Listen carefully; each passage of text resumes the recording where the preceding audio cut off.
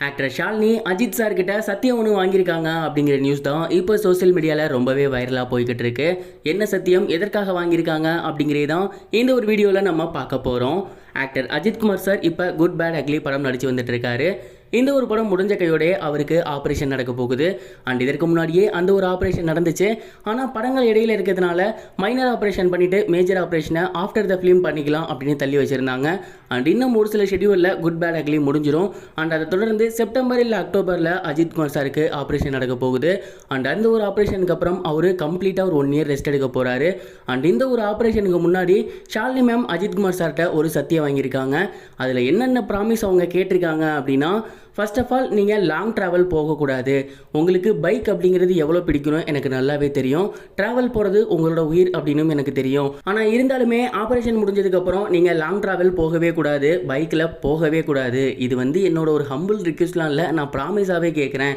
And இதை தொடர்ந்து இன்னொரு முக்கியமான விஷயம் என்ன அப்படின்னா, நீங்கள் படம் பண்ணுறது, உங்களோட படத்தை நீங்கள் ஸ்டன் காட்சி கூட அதிகமாக பண்ணுவீங்க, அதுக்கு டூப்பும் போட மாட்டீங்க.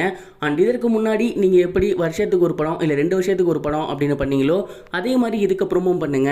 ஏன்னா ஆஃப்டர் த ஆப்ரேஷன் நீங்கள் ரொம்ப ஸ்ட்ரெயின் பண்ணக்கூடாது அப்படின்னு டாக்டர் சொல்லியிருக்காங்க. இதுக்கப்புறம் நீங்கள் 3 வருஷத்துக்கு ஒரு படம் கூட பண்ணுங்க, ஆனால் ப்ரெஷரில் படம் பண்ணாதீங்க. இப்போவே விடாமுயற்சி குட் பேட் அக்லின்னு தொடர்ந்து படங்கள் பண்ணிட்டு இருக்கீங்க. அண்ட் இதுக்கப்புறம் இந்த மாதிரி ஒரு சுச்சுவேஷனில் நீங்கள் மாட்டவே கூடாது. எனக்கு தெரியும் நீங்கள் எப்போ சினிமா விட்டு விலகிறேன்னு சொன்னீங்க, உங்களோட ரசிகர்களுக்காக மட்டும்தான் நீங்கள் படம் பண்ணிட்டு இருக்கீங்க. இருந்தாலும் உங்களுக்கு எப்படி உங்கள் ரசிகர்கள் முக்கியமோ எங்களுக்கு நீங்கள் ரொம்ப ரொம்ப முக்கியம். அதனால் இதுக்கப்புறம் நீங்கள் படங்கள் ரொம்ப ரொம்ப செலக்டிவாக 2 வருஷத்துக்கு ஒன்று அப்படின்னு நிறைய ஷெட்யூல் போட்டு கூட நீங்கள் நடிச்சு கொடுங்க அப்படிங்கிற மாதிரி இந்த 2 முக்கியமான சத்தியத்தை அஜித் சார்கிட்ட கேட்டிருக்காங்க.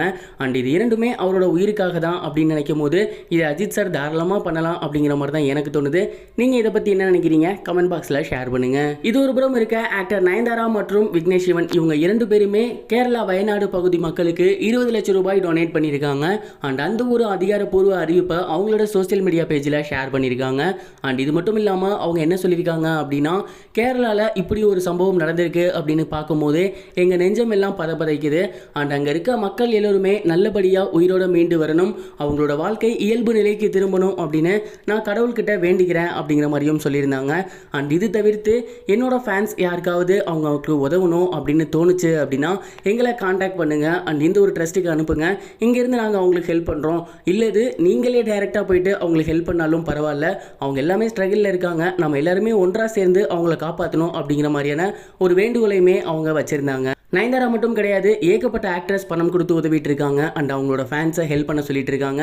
அண்ட் எல்லாருமே சேர்ந்து அவங்கள நல்லபடியாக காப்பாற்றணும், அவங்க எல்லாரோட வாழ்க்கையுமே இயல்பு நிலைக்கு திரும்பணும் அப்படின்னு எல்லாம் வல்ல இறைவனை நம்ம கனெக்டிங் சேனல் சார்பாக வேண்டிக்கலாம். இது வரைக்கும் கனெக்டிங் டிவிக்கு சப்ஸ்கிரைப் பண்ணனா மறக்காமல் சப்ஸ்கிரைப் பண்ணிக்கங்க. உடனடி அப்டேட்ஸ் பெறுவதற்கு நோட்டிஃபிகேஷன் பெல்லையும் கிளிக் பண்ணிக்கங்க.